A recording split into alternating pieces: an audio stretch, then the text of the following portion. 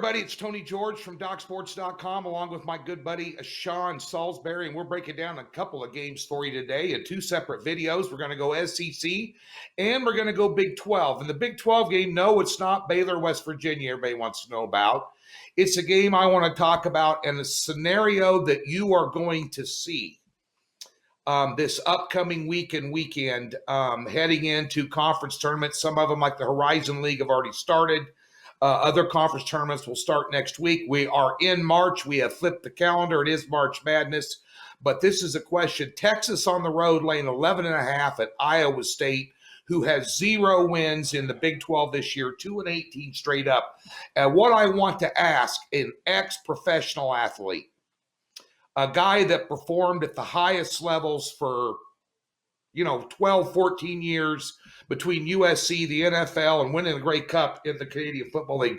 Sean, you've been an athlete in this position where you are on a very good team and you are on your way, let's say, to March Madness, a top 4 or 5 seed in the Big 12 tournament, and you're playing a nobody.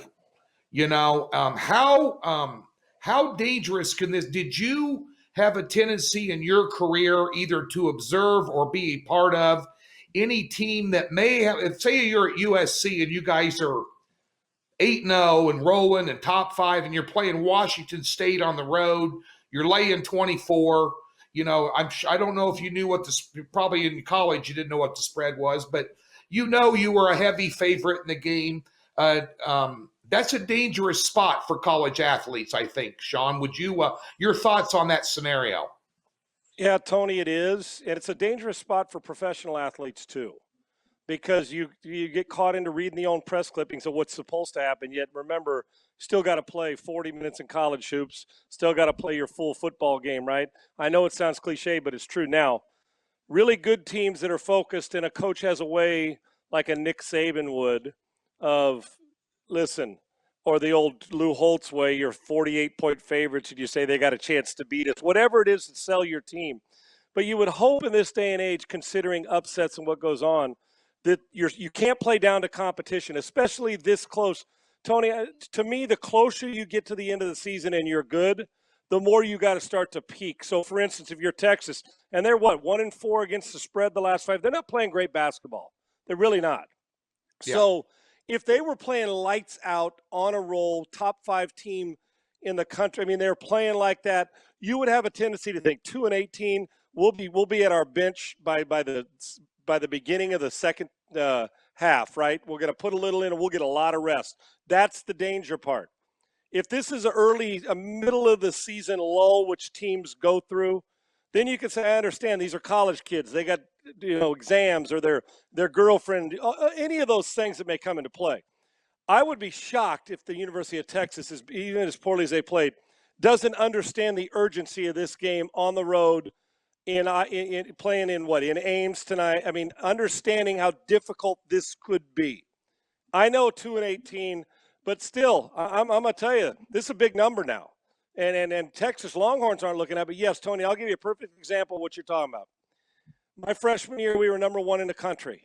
We had beaten Oklahoma, number 1 team in America. Marcus Allen was on 2000. That year, he was the first running back in the history of college football to rush for over 2,000 yards. And we were kicking everybody's ass, Tony. So we all of a sudden roll up against the University of Arizona, who we were heavy favorites. And this is a true story. I don't ever remember in my career in college. Now, maybe you're looking at the USA Today in an article, you scroll down, you may see it, but at no time do I remember saying, I don't remember what our point spread was when we're heavily favored. I know in the NFL, if it's double digits, it's a lot. And in college, if we're not favored by double digits at USC, then we suck. Okay, so that's the way I think you thought. But I never looked at a point spread. But you always know who you're playing. I know when we were playing Utah State, no disrespect. And I know when we were playing Oklahoma, right? I get it. We were opening play of the game against Arizona the night before they had the Rolling Stones concert. And I could tell you the week of practice, it was like, we're pretty good, man. We got the best running back in the country. Chip Banks, Jack Del Rio, Dwayne Bickett, Don Mosbar, Roy Foster, Bruce Matthews. Everywhere you look, there's a few. Tim McDonald. There's like a Hall of Famer or a stud, right? And Right. I'm actually thinking as a true freshman, hell, I'm playing at least a quarter in this game, right? And number one in the country, first play from scrimmage, a 26 flip was the call. Marcus Allen takes it the distance. It was 75 or 80 yards for a touchdown. First play from scrimmage. The field was chewed up at the Coliseum from a Rolling Stones concert the night before. It just felt weird in the building the next day. It was a little humid, the whole thing. Cigarette butts on the field from the concert, Tony, at the Coliseum. Scored on the very first play from center snap, very first play from scrimmage. Didn't score again, lost either 10-7 or 13-7. It cost us a national championship. We are number one, and Arizona played out of their mind. Their defense played great the next day, and all respect to them. Tom Tunnicliffe was their quarterback. They just gutted out a tougher victory than we did, and we walked in the locker room stunned because I know we thought, well, this is going to be backups are going to play, freshmen are going to play, all those things, and we didn't. So, yes, it can happen, Tony, and it's a danger game. Now, had that game happened in November when we were the number one team in the country, we would not have lost, even if we weren't playing well, because we would have understood the urgency. Texas, even though they're not the number one team in the country, seeds are in mind. It's the last week of the season. Spots in the Big 12 championship week. All those things matter. And you also don't want to be the team going into a tournament saying we just got beat by a 2-18 team. So it does matter. This is a huge number. If Texas has got any balls at all, they'll show up and play in this game. Yeah, I agree. I'm going to take the first half line and cut it in half. I think they're going to come out with a sense of urgency and purpose. I'm worried about them getting complacent late in the game with a big lead, which I think they'll have. You're laying 6 at halftime, 11.5 overall. Maybe they drop the throttle. They only put up 59 points against Texas Tech in a loss this weekend, which was shocking. And bear in mind, they should have their full attention. This is a team that lost to TCU by 4 and Baylor by 5. And even though Baylor was coming off a long break, a 2-week break in that game, Baylor played their B game and not their A game in that game. But Baylor's B game defense is as good as Texas's A game defense, which I think Iowa State will have some success unless they really buckle down. So they should have their attention. And speaking of your scenario about, and this involves Iowa State, about the Arizona USC game, I remember going over to Ames, Iowa. I believe it was 92 or 93. Tommy Frazier for Nebraska was a freshman. We were playing Iowa State at over there in Ames, which is a snake pit, and Nebraska was second in the country, and they got beat. And I was dinking around with a local ESPN radio station at the time, so I had a press pass and went in to the presser after the game, and Tom Osborne, somebody came up to him. He was sitting there, and this pretty much sums it up. They said, Tom, this wasn't a big game. How'd you lose it? He goes, you know what? When you're Nebraska, it's never a big game until you lose it. He said, that's why I try and tell my people every day, and you make fun of me and Joe Paterno coming up here saying we're very concerned about Akron. We're very concerned about this team. We're very concerned about that team.